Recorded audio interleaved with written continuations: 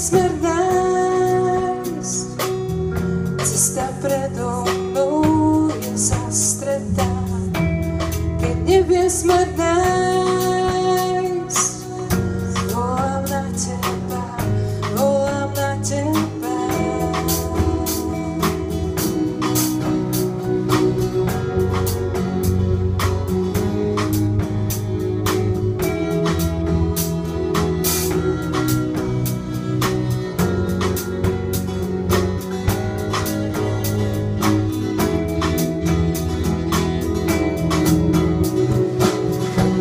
Nosím v sebe nádej, že ťa v tej tme raz nájdem.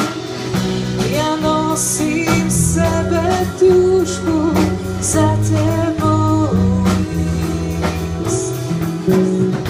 Keď volám tebe, Pane, vo viere, že sa stane tvoja v mojom živote sa naplní.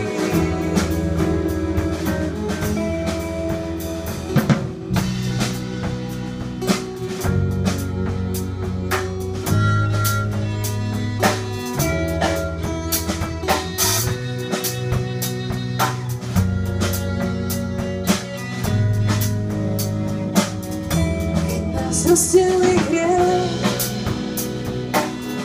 keď klamstvo vstúpi do života, keď nás rozdelí hriech, tebe ho dám, tebe ho dám. Ja nosím v sebe nádej, že ťa v tej tme raz nájdem. Ja nosím v sebe túžbu za tebou ísť. Keď volám tebe, Pane, vo viere, že sa stane tvoja vôľa v mojom živote sa naplní. Keď svoje miesto nájdem a budem kráčať v pravde, radosťou tak opäť moje srdce premení. Dávam všetko tebe, Pane, a stále nosím v sebe nádej, že svojou blízkosťou môj život naplníš.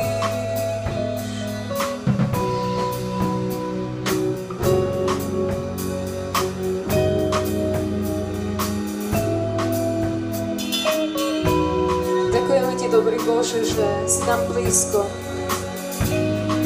že klopeš na naše dvere, že túžiš s nami budovať vzťah, že nás máš tak rád. Sme tu dnes pre teba, aby si vstupoval do našho života hlbšie a viac. Daj sa nám poznať, Pane. Potrebujeme ťa každý deň.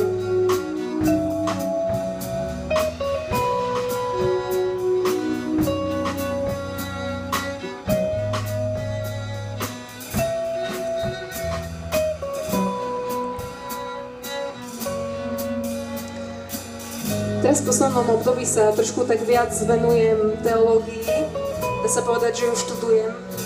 A v poslednom období sme tak viac rozprávali o Bohu, hovorili sme v tom zmysle o bytí, o existencii, o samotnom vesmíre. A tak ma to nejak zaujalo. Neviem, či si niekedy rozmýšľali nad vesmírom, že jaký je nekonečný a neskutočne veľký.